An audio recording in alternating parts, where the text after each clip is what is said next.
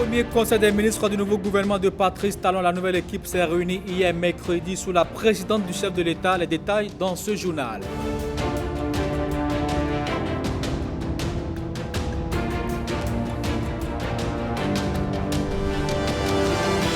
Alassane Seydou est désormais le premier flic du Bénin. Il succède à Saka Lafia, appelé à siéger au sein du conseil électoral.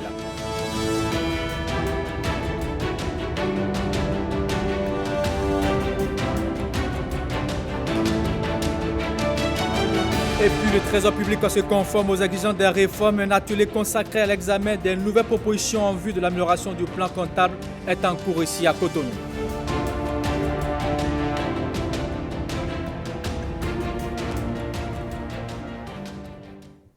Bonjour à tous et bienvenue dans ce 13h. Aussitôt nommée, aussitôt mise au travail, la nouvelle équipe gouvernementale s'est réunie en Conseil des ministres hier mercredi dans la matinée sous la présidence du chef de l'État. Occasion pour certains de découvrir le job et pour d'autres de recevoir de nouvelles directives. Le point avec Nikano Korvi et Jérôme Humbo.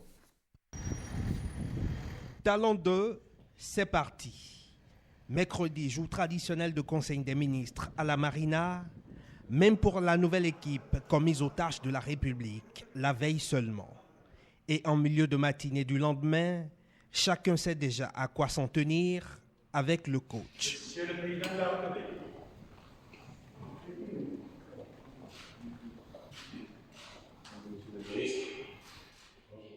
Il faut retenir 3 mots-clés. Détermination, efficacité et résultat. C'est le plus important. Engagement. Et la détermination, le courage. Jour de rentrée des classes, jour de dépaysement pour les nouveaux élèves, dont certains se tapissent dans les lignes de fond quand il faut prendre la pause pour les photographes. Ok, c'est parti. Parmi les petits nouveaux, certains sont venus dans la classe sur la pointe des pieds, tandis que d'autres s'attendent à être tuyautés par les anciens. Déjà, c'est un sentiment d'humilité. Je viens avec beaucoup d'humilité dans une équipe qui s'est déjà construite, qui a déjà fait ses preuves sur les 5 dernières années. Et aussi un grand sentiment de fierté d'intégrer cette équipe et de pouvoir travailler avec toute l'équipe et être plus fort et aller un peu plus loin. Ce que j'attends de mes collègues, c'est l'appui nécessaire et je pense que cela ne manquera pas. C'est une équipe et quand on parle d'équipe, cela veut dire que nous sommes en complémentarité. Nouveaux ou pas, ces cols bleus se savent investis d'une grande mission. Occasion pour certains de se découvrir au grand public et pour d'autres de dévoiler leur costume, celui de l'intrus qui connaît la maison. J'ai une carrière d'une vingtaine d'années en banque d'affaires, un peu partout, New York, Londres. Mais l'objectif aujourd'hui, c'est vraiment de pouvoir accompagner l'équipe existante dans la vision du président de la République, travailler avec le ministre d'État chargé de l'économie et des finances, qu'on puisse ensemble voir comment est-ce qu'on peut faire avancer et aller encore plus loin. Parce que comme je l'ai dit tout à l'heure, énormément de choses ont été très bien faites. Et l'objectif aujourd'hui, c'est vraiment de la continuité de ce qui a été déjà fait. Et c'est vraiment tout l'objectif pour les prochaines années. Au travail, disent-ils, qu'importe les horizons politiques d'où qu'ils viennent. Ce n'est pas une activité partisane, c'est une mission républicaine. Donc je suivrai, disons, scrupuleusement, comme je l'ai dit, l'agenda du gouvernement et je m'emploierai à me mettre au-dessus de la mêlée quand il le faudra et à exécuter ce qu'il faut pour que notre pays avance. Le noyau dur de l'équipe connaît la chanson. Avec ce coach, sang et sueur à la tâche car seul le langage des résultats est entendu en ces lieux. Je suis conscient de l'importance de la mission et je suis déterminé à donner le meilleur moi-même pour que les résultats attendus soient atteints. Après l'investiture dimanche, nous sommes aujourd'hui au premier conseil du quinquennat avec les mêmes objectifs, avec les mêmes ambitions, avec les mêmes déterminations. Nous sommes prêts pour poursuivre cette dynamique et pour travailler d'arrache-pied. Ministre, une fonction renouvelable, 24 heures finalement. Et cela, les anciens le savent et avertissent. Le président de la République a décidé de faire confiance à l'équipe qui, à ses côtés, nous a permis d'atteindre les résultats que vous voyez. Mais, comme il dit lui-même, ce n'est qu'un essai. Et il s'agit maintenant de transformer l'essai sous son leadership, en tant que capitaine d'une équipe qui a gagné.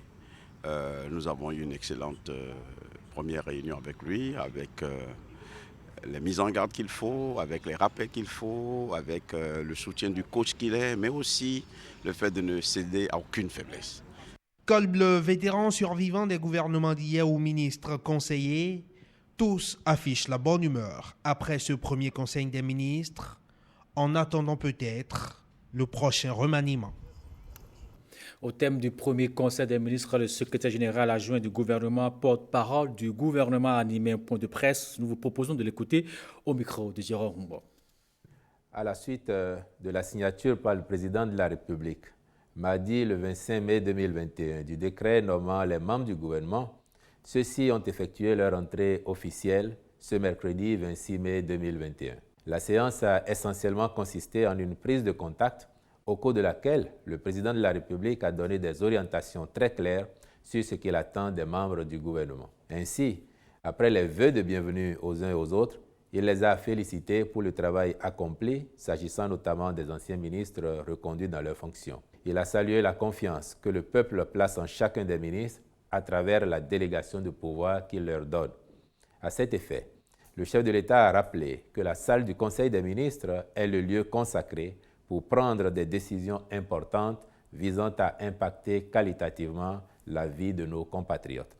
Les membres du gouvernement doivent avec détermination s'employer à combler ces attentes du peuple pour mériter davantage sa confiance. Il s'agit, a-t-il poursuivi, d'asseoir durablement les bases du développement de notre pays et, partant, celles du bien-être collectif et individuel. Aussi, le président de la République a-t-il clairement exprimé sa conviction en disant que, citation, « Si nous donnons le meilleur de nous-mêmes, si nous restons mobilisés dans l'abnégation, nous allons changer le cours de l'histoire de notre pays et au-delà. » Fin de citation. Nous ferons en sorte de démontrer, a-t-il poursuivi, que le sous-développement n'est pas une fatalité, car sa perpétuation est principalement due aux élites qui gouvernent.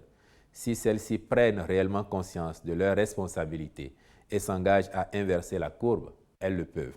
Pour ce faire, le sérieux, la rigueur et une volonté à toute épreuve sont indispensables, a-t-il prescrit, exhortant les uns et les autres à veiller en permanence à ce que les intérêts individuels ne l'emportent jamais sur l'intérêt collectif. Car, a-t-il justifié, le pays attend de nous notre volonté inébranlable de prendre en charge les enjeux de développement qui constituent les défis à relever. C'est cela qui va déterminer notre succès collectif. C'est pour ces raisons que je ne fais pas de clientélisme politique, même si la fonction est d'abord politique, a expliqué le chef de l'État, précisant qu'il privilégie avant toute chose l'ardeur au travail et la compétence. Et c'est pourquoi aussi il a vivement exhorté les membres du gouvernement à honorer le pays par la qualité de leur contribution à son essor. Comme il fallait s'y attendre, le président de la République a averti qu'en tout état de cause, il n'hésiterait pas à sanctionner les cas de déviance. Le chef de l'État, en terminant ses propos, a donné des précisions sur les réajustements intervenus au niveau des attributions de certains ministères et de la nouvelle orientation qu'il donne à la coordination de l'action gouvernementale pour plus d'efficacité. Après ces propos, mesdames et messieurs, le ministre d'État chargé du développement et de la coordination de l'action gouvernementale, M. Abdoulaye Biotchane, a remercié le chef de l'État au nom de ses collègues ainsi que des collaborateurs du président de la République pour la confiance qu'il leur a témoignée avant de lui promettre que l'équipe restera loyale et mobilisée autour des enjeux de développement de notre pays. Je vous remercie. Cérémonie de passation de service au ministère de la décentralisation ce mercredi. Raphaël Akotenyo s'installe et prend le portefeuille de la décentralisation et de la gouvernance locale des mains du ministre Alassane Seydou, nommé à la tête du ministère de l'Intérieur et de la Sécurité publique. Voici le compte rendu signé Renaud Akapo. 24 heures à peine après sa nomination, Raphaël Akotenyo a pris ses fonctions de ministre en charge de la décentralisation et de la gouvernance locale. La cérémonie, fort simple, a été ponctuée par la traditionnelle signature des procès-verbaux de passation de charge. Après 2 années et 3 mois d'un séjour laborieux passé à la tête du ministère de la décentralisation, Alassane Seydou passe le témoin pour se tourner vers d'autres défis. Je suis appelé à passer le témoin à mon frère et ami, M. Raphaël Akotagnon, nouveau ministre de la décentralisation et de la gouvernance locale. Le président de la République m'a encore, une fois de plus, fait l'honneur de me reconduire dans les fonctions ministérielles en me nommant ministre de l'Intérieur et de la Sécurité publique. Le ministre Alassane Seydou n'a pas manqué de rappeler quelques actions menées à la tête de ce département ministériel. En prenant fonction à la tête de cet important département ministériel, le 21 février 2019, plusieurs défis nous ont été lancés. À ce jour, tous ces défis ont été relevés à un taux appréciable. Raphaël Akotagnon est l'un des visages les plus connus du Parti du Renouveau démocratique et de l'entourage de son président, maître Adrien Mbedji. Le nouveau ministre a tenu à avoir un mot pour le chef de l'État pour la confiance placée en sa personne. Qu'il me soit permis de rendre un hommage mérité au président de la République, chef de l'État, chef du gouvernement, son Excellence, M. Patrice Talon, pour la grande confiance qu'il a bien voulu placer en ma modeste personne, en me nommant à la tête de cet important ministère. Monsieur le ministre, cher ami, cher frère Alassane Seydou, je voudrais saluer vos efforts ainsi que les nombreux résultats obtenus sous votre leadership. En effet, le processus de décentralisation au Bénin est irréversible et constitue un chantier important pour le développement de notre pays. Je mesure la portée et les défis de la charge qui est désormais la mienne. À l'endroit du personnel qui souhaite plus d'équité dans l'attribution des primes et autres avantages, le ministre Raphaël Akotagnon s'est engagé à placer l'homme au cœur de sa gouvernance. Vous l'avez constaté, c'est bien compte rendu signé Renaud Akapo, mais présenté par Nicanor Kovi. Après avoir passé le relais du nouveau ministre de la décentralisation, Alassane Seydou prend les commandes du ministère de l'Intérieur et de la Sécurité publique pour de nouveaux défis. Il prend ainsi la succession du ministre Saka Lafia appelé à siéger au sein du Conseil électoral. Voici le point.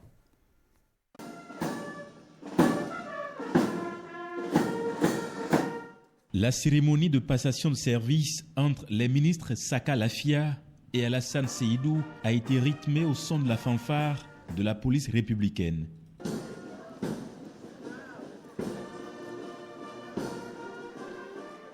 C'est d'abord le ministre sortant, Saka Lafia, qui reçoit les honneurs devant ce détachement de la police républicaine.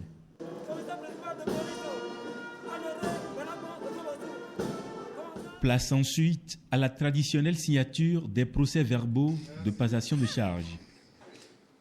Après 5 années, 1 mois et 20 jours passés à la tête de ce cabinet ministériel, Saka Lafia cède son fauteuil à Alassane Seydou pour se consacrer entièrement à sa nouvelle charge au Conseil électoral.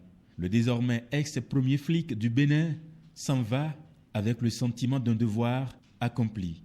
Mes sincères remerciements au président de la République, son Excellence M. Patrice Talon, pour m'avoir fait confiance et maintenu dans son gouvernement durant 5 ans, 1 mois et 20 jours.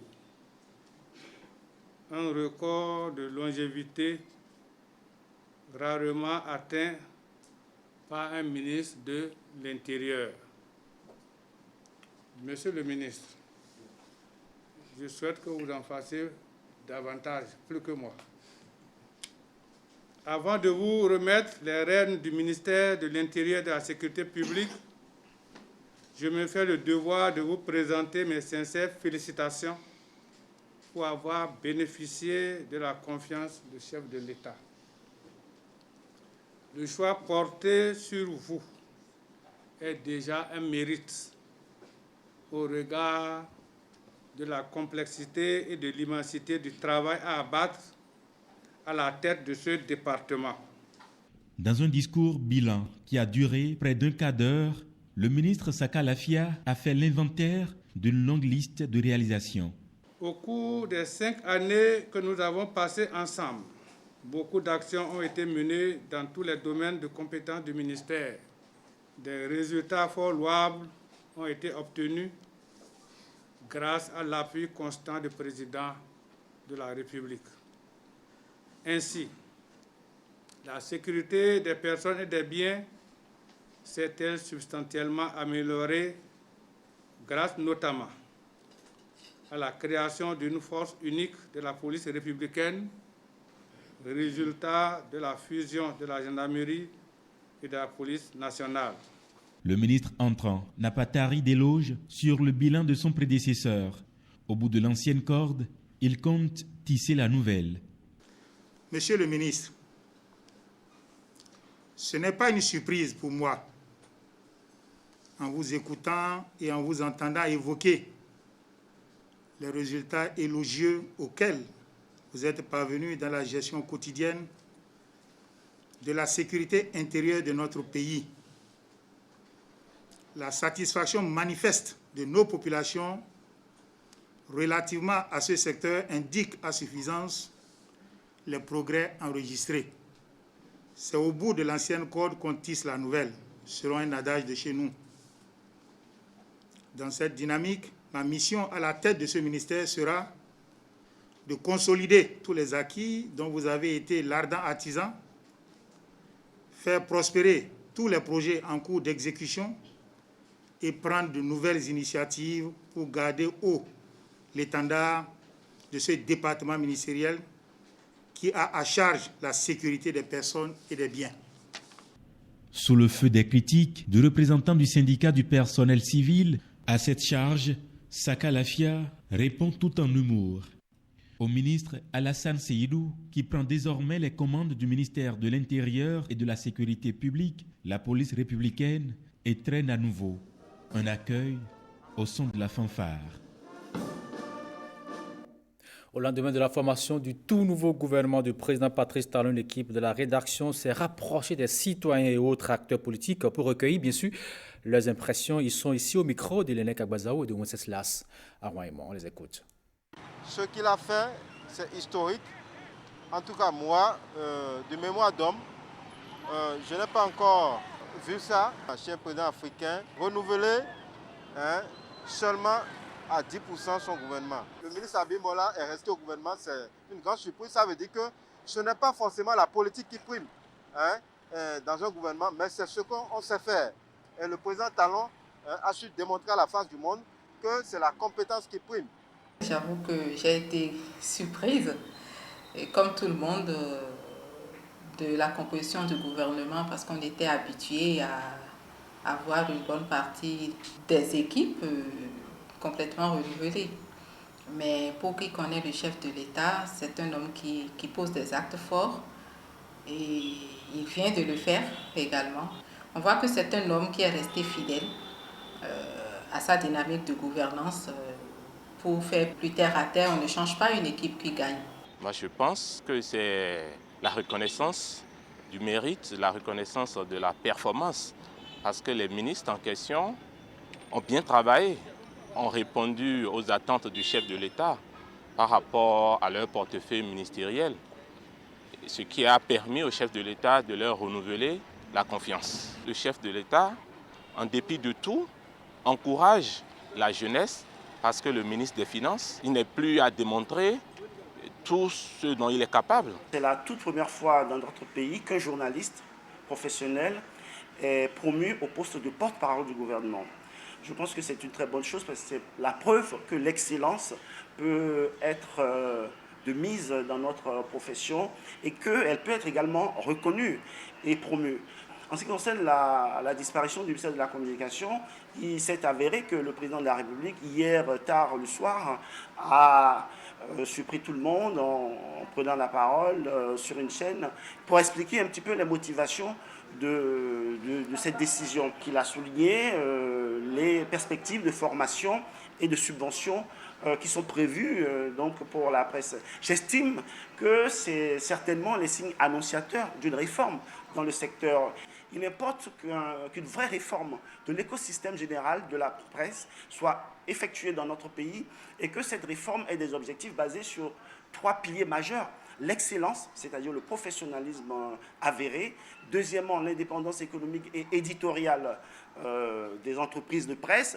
Et troisièmement, un épanouissement professionnel et social des journalistes et des professionnels des médias en général. Avec l'entrée au gouvernement du BRD, moi je pense que ce nouveau gouvernement traduit une certaine cohérence, constance dans la vision du chef de l'État.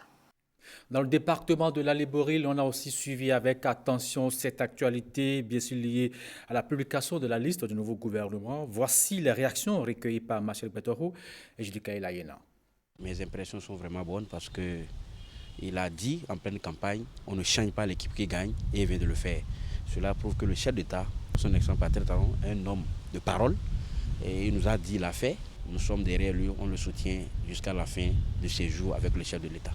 Je crois que ma satisfaction est grande dans la mesure où le chef de l'État a opté pour la continuité. Et comme on le dit, on ne change pas une équipe qui gagne. Le chef de l'État n'a pas voulu ouvrir la brèche aux politiques qui ont conduit à ce qu'on a conduit par le passé. Je voudrais vraiment, sincèrement remercier le chef de l'État pour la composition du gouvernement. Non seulement le département de la Libreville a été pris en compte, la commune de Kandé a été prise en compte également. Ce qui est intéressant, c'est que la constance dans l'action permet à chaque chef de département de mieux mettre en œuvre le programme d'action du gouvernement. C'est un réaménagement qui a été fait. Il n'y a pas assez de nouvelles têtes qui soient arrivées. Donc c'est la continuité en quelque sorte. Pour moi, en tant que fils de Banikwara, je m'attendais à autre chose. On s'attendait pour cette fois-ci que Banikwara quand même puisse être parmi l'équipe gouvernementale. Bon, c'est là que peut-être partie remise. On attend le chef, nous l'accompagnons. C'est lui qui sait qui mettre à la place qu'il faut et quand est-ce qu'il faut le mettre. Dans la ville métropole du Nord, Bénin Parakou, Alexis Sassogba et Bertin Adimi ont rencontré des Béninois qui, nous aussi, ont leur point de vue sur la configuration de la nouvelle équipe gouvernementale. On les écoute. Moi, je ne vois pas du mal par rapport à ça ou bien par rapport à la conduite des anciennes têtes.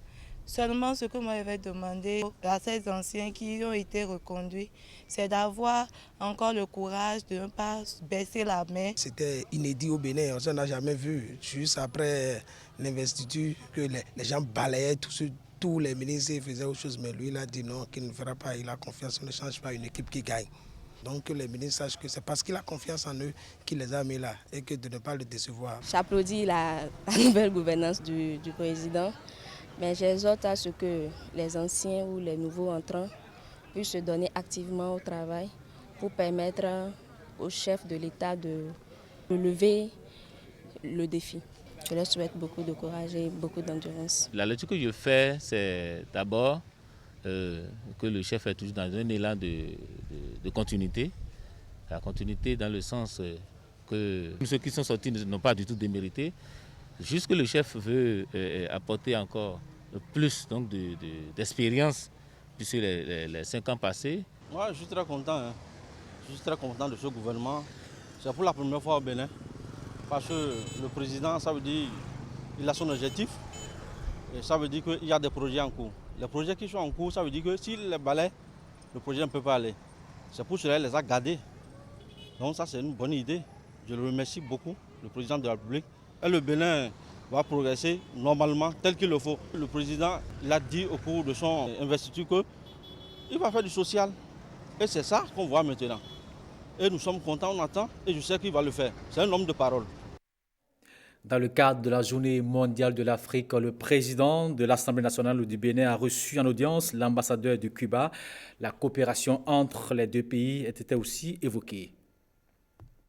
Dans le cadre de la Journée mondiale de l'Afrique, nous avons échangé pas seulement de cette célébration de la Journée mondiale de l'Afrique, mais aussi de le travail conjoint entre notre deux parlements J'ai donné lui un message de notre président de l'Assemblée nationale du pouvoir populaire de la République de Cuba pour cette célébration et pour remercier tous les soutiens de l'Assemblée nationale du Bénin à notre lutte contre le blocus et toutes les autres choses que nous faisons ensemble. Un autre, mais cette fois-ci au cabinet du président de la Cour constitutionnelle, Joseph Diagueno, a reçu ce mercredi une délégation du comité chargé des relations patrimoniales et muséales avec la France. La délégation a fait part de l'évolution du projet de restitution des biens culturels. Je vous propose de suivre le professeur Tidjane Serpos à la fin de l'audience. Il est au micro de Lénèque Agbazaou et de Igor Rayoso. Nous sommes venus voir le président de la Cour constitutionnelle parce que le travail qu'on nous a confié est un travail qui intéresse tout le monde. C'est le problème de notre identité.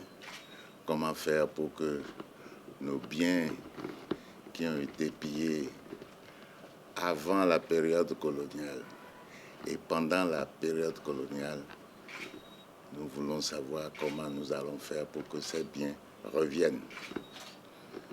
C'est pour ça que nous avons vu aujourd'hui le président de la Cour constitutionnelle qui nous a donné de précieux conseils, qui a même ouvert des voies au plan juridique, culturel et cultuel que nous n'avions pas vues. Et nous tenons à l'en remercier. On avait besoin d'avoir son point de vue et nous avons rencontré un vrai citoyen qui ne reste pas seulement dans le domaine que lui donne la Constitution. C'est d'abord un fils de notre pays. Et cet aspect-là, il nous l'a montré et il nous a indiqué des pistes qu'il faut creuser et faire en sorte que ces objets soient réellement des objets nationaux et non pas des objets qui appartiennent à telle ethnie ou à telle autre. Ce dossier a beaucoup évolué et à l'heure actuelle, les 26 œuvres qui vont quitter le musée du Quai Branly seront au Bénin dans la dernière semaine du mois d'octobre. Et les travaux sont déjà en cours à Abomey. Quand les œuvres vont arriver, en attendant, ce sont des œuvres qui vont rester au fort portugais de Ouida, pendant qu'on est en train de construire et de finir le musée d'Abomey qui sera leur réserve définitive. Le Trésor public du Bénin, à l'ère de la réforme comptable, ce mercredi s'est tenu un atelier consacré à l'examen des nouvelles propositions en vue de l'amélioration du plan comptable. Marcel Larossi, Bruno Rotepo, compte rendu. Si tout se déroule bien ici, ces travaux vont aboutir à la validation du projet d'arrêté portant plan comptable révisé de l'État, lequel entre en vigueur dès le 1er janvier 2022 au plus tard. Parole est alors donnée aux experts. Surtout les experts de la comptabilité privée, notamment l'ordre des experts comptables et comptables agréés du Bénin. Ceux-là sont invités à ces travaux.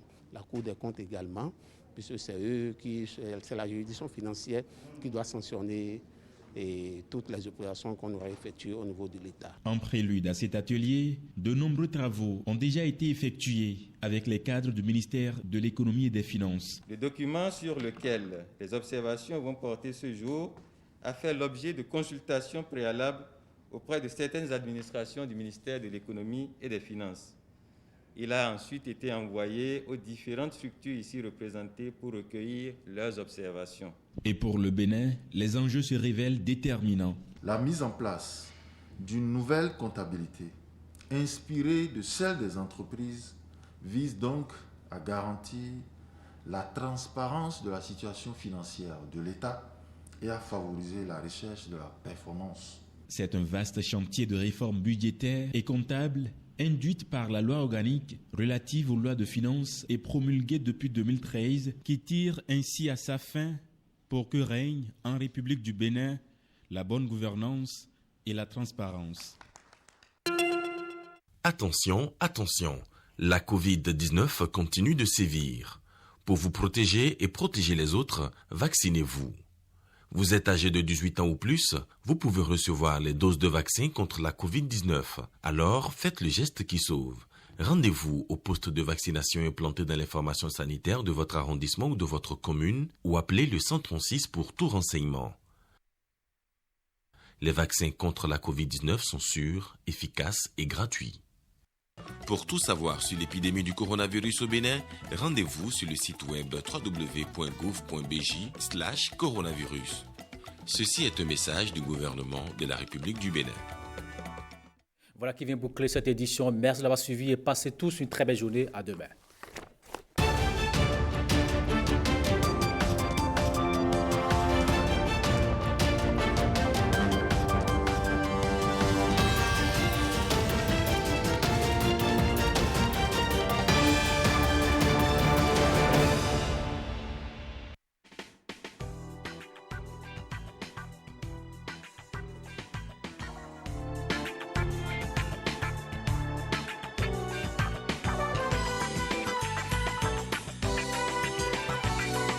Mesdames et messieurs, bonsoir. À la suite de la signature par le président de la République, mardi le 25 mai 2021, du décret nommant les membres du gouvernement, ceux-ci ont effectué leur entrée officielle ce mercredi 26 mai 2021. La séance a essentiellement consisté en une prise de contact au cours de laquelle le président de la République a donné des orientations très claires sur ce qu'il attend des membres du gouvernement. Ainsi, après les vœux de bienvenue aux uns et aux autres, il les a félicités pour le travail accompli, s'agissant notamment des anciens ministres reconduits dans leurs fonctions. Il a salué la confiance que le peuple place en chacun des ministres à travers la délégation de pouvoir qu'il leur donne. À cet effet, le chef de l'État a rappelé que la salle du Conseil des ministres est le lieu consacré pour prendre des décisions importantes visant à impacter qualitativement la vie de nos compatriotes. Les membres du gouvernement doivent avec détermination s'employer à combler ces attentes du peuple pour mériter davantage sa confiance. Il s'agit, a-t-il poursuivi, d'asseoir durablement les bases du développement de notre pays et, partant, celles du bien-être collectif et individuel. Aussi, le président de la République a-t-il clairement exprimé sa conviction en disant que, citation, « Si nous donnons le meilleur de nous-mêmes, si nous restons mobilisés dans l'abnégation, nous allons changer le cours de l'histoire de notre pays et au-delà. » Fin de citation. Nous ferons en sorte de démontrer, a-t-il poursuivi, que le sous-développement n'est pas une fatalité, car sa perpétuation est principalement due aux élites qui gouvernent. Si celles-ci prennent réellement conscience de leurs responsabilités et s'engagent à inverser la courbe, elles le peuvent. Pour ce faire, le sérieux, la rigueur et une volonté à toute épreuve sont indispensables, a-t-il prescrit, exhortant les uns et les autres à veiller en permanence à ce que les intérêts individuels ne l'emportent jamais sur l'intérêt collectif. Car, a-t-il justifié, le pays attend de nous notre volonté inébranlable de prendre en charge les enjeux de développement qui constituent les défis à relever. C'est cela qui va déterminer notre succès collectif. C'est pour ces raisons que je ne fais pas de clientélisme politique, même si la fonction est d'abord politique, a expliqué le chef de l'État, précisant qu'il privilégie avant toute chose l'ardeur au travail et la compétence.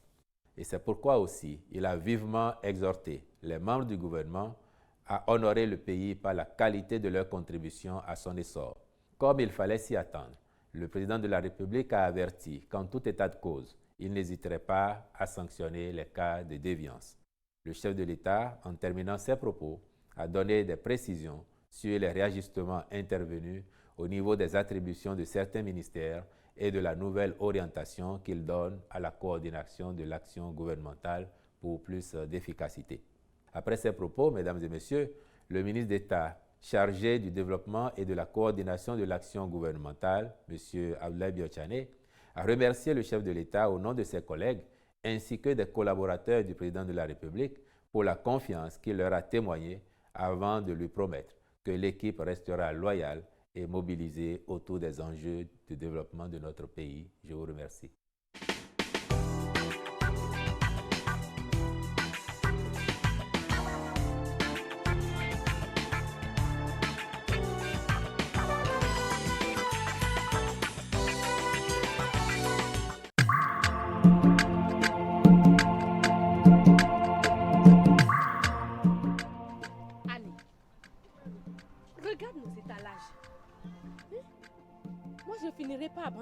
commerce là.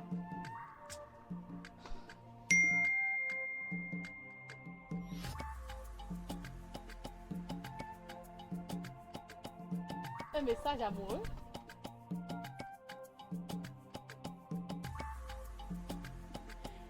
Love, love. Annie, tout ça en une journée? Ma copine, pardon, dis-moi tout. Oh ma chère, tout ça, c'est grâce au microcrédit à l'AFIA. À l'AFIA. Hier, j'ai été notifiée par SMS de l'obtention de mon crédit. J'ai vite retiré mon microcrédit via